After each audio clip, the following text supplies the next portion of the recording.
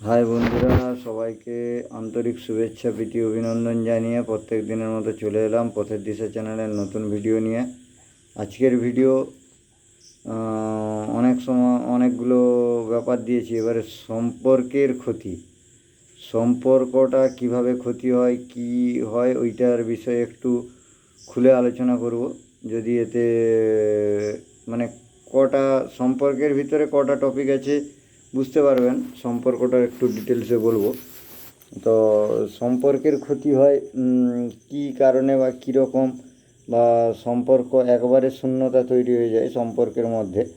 তো অনেক রকম অ্যাস্ট্রোলজার রয়েছেন, অনেক রকম নানা রকম রয়েছে। আমি অ্যাস্ট্রোলজারদের ছোটো করবো না। মঙ্গলের দোষে নাকি সম্পর্কের ক্ষতি হয়। যার মঙ্গল ডাউন থাকে তার নাকি স্ত্রীর সঙ্গে বা পরিবারের মামা বাড়ি কাকা জ্যাঠার সঙ্গে সম্পর্ক খারাপ হয়। আর যার বৃহস্পতি ডাউন থাকে নাকি তার নাকি বাইরের লোকের সঙ্গে সম্পর্ক খারাপ হয়। কিন্তু সম্পর্কের ক্ষতি হয় আমার যেটা মনে হয় যে ছোটো থেকে বড় সবারই ক্ষেত্রে যে ব্যবহারিক বিকৃতির কারণে। ব্যবহারিক বিকৃতিটা কি?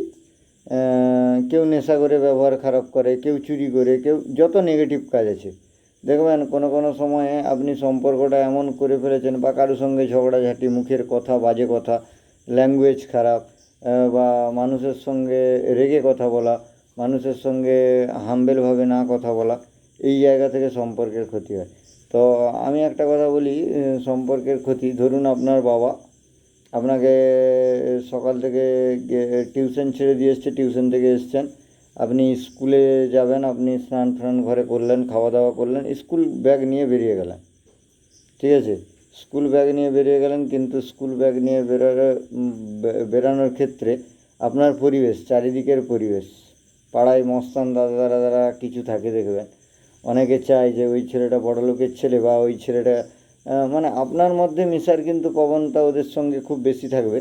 তো ওরাও চাইবে যে মানে স্কুল কামাই করে আপনি ধরুন কোনো বন্ধুবান্ধবের সঙ্গে আড্ডা, বা পাড়ার দাদাদের সঙ্গে আড্ডা, এরকম কিছু করছেন। ওই জায়গা থেকে আপনার স্কুলের দেখবেন স্যার বা কেউ পরপর যখন আপনি ডেলি বেসিকে এই কাজটা করতে থাকবেন, পরপর দেখবেন আপনার স্যারের কাছ থেকে বাড়িতে একটা রিপোর্ট আসবে। তখন আপনার বাবা আপনাকে জিজ্ঞাসা করবেন যে স্কুল যাসনি কেন, বা যাই হোক কিছু একটা ব্যাপার। তখন ওই জায়গায় আপনাকে একটা মিথ্যা আশ্রয় নিতে হবে, যাই হোক একটা বাহানা দিবেন। ওই জায়গা থেকে বাবা যখন ঠিকঠাকভাবে খোঁজ নিয়ে দেখবে, মানে এই জায়গাটায় আপনি অস্বীকার করবেন, কই স্কুল গেছিলাম চলে এসেছি, বা যে কোনো একটা জায়গা থেকে অস্বীকার করলেন বাবার কাছে। মানে অস্বীকারের মধ্যে আবার অনেক রকম জিনিস থাকে, জাস্টিফিকেশান, যুক্তি দেখানো, তারপরে হচ্ছে মানে নানা রকম বাহানা, নানা রকম এক্সকিউজ। এগুলো শুধু অস্বীকার, মানে নিজের দোষ ঢাকার জন্য, যে আপনি দোষটা করেছেন ঢাকার জন্য। ওই জায়গা থেকে আপনার বাবা যখন খবর নিয়ে দেখবেন যে না, আপনার স্কুলের স্যার, মানে বাচ্চাদের ক্ষেত্রে বলছি, স্কুলের স্যার কথাটা ঠিক বলেছে, ওই জায়গাতে আপনার বাবার আপনার উপরে একটা রাগ তৈরি হবে।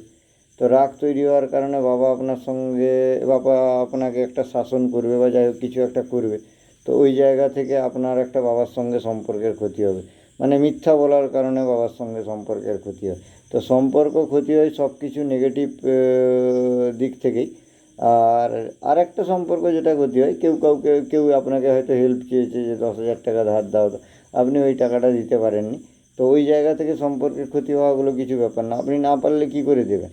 আপনি বরং ভালো বলে ওকে কথা দিয়েছিলেন যে বন্ধু বিপদে পড়েছে, হয় যদি ব্যবস্থা করতে পারি আমি দেবো, ওইটা কোনো ব্যাপার না। কিন্তু এই জায়গা থেকে সম্পর্কের খারাপ, এই যে স্কুল পালিয়ে সিনেমা দেখা, বা স্কুল পালিয়ে খেলতে যাওয়া, এই জায়গা থেকে